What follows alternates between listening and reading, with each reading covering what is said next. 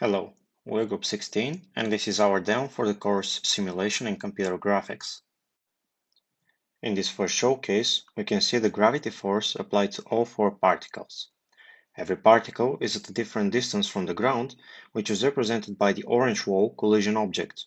The red arrow shows the gravity force. To demonstrate our spring force implementation, we created an environment with four particles, which are connected 2 by 2 with springs. The two springs are using different spring and dampening constants. When the user drags one of the particles, we can easily see how the spring force works.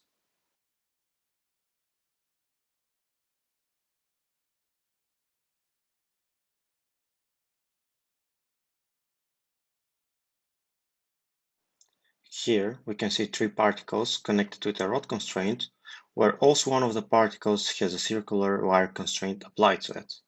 When we apply force to the particles, we can follow how the constraints divide their path. In this other example, we combine the circular wire constraint with a straight line constraint. Note that between every two consecutive particles, there is a rod constraint applied.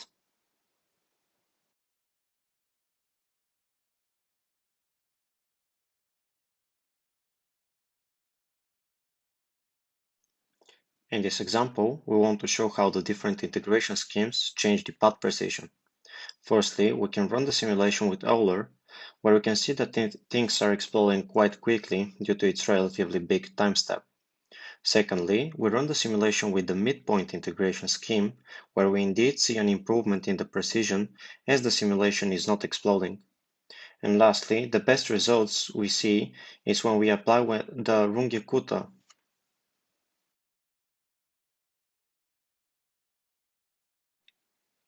For our cloud demonstration, we have created 100 particles in a rectangular grid and connected them with a spring force vertically, horizontally, and diagonally.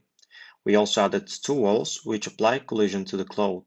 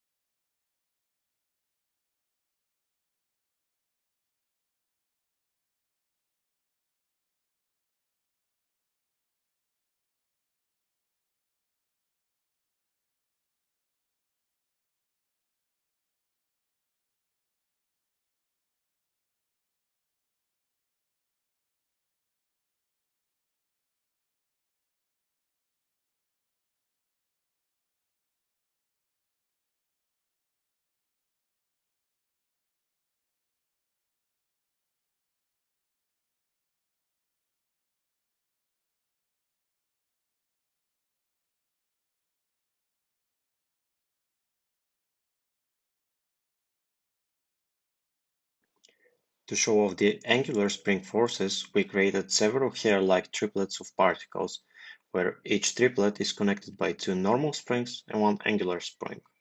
We also added a simple collision between the particles, where the velocity does not get transferred.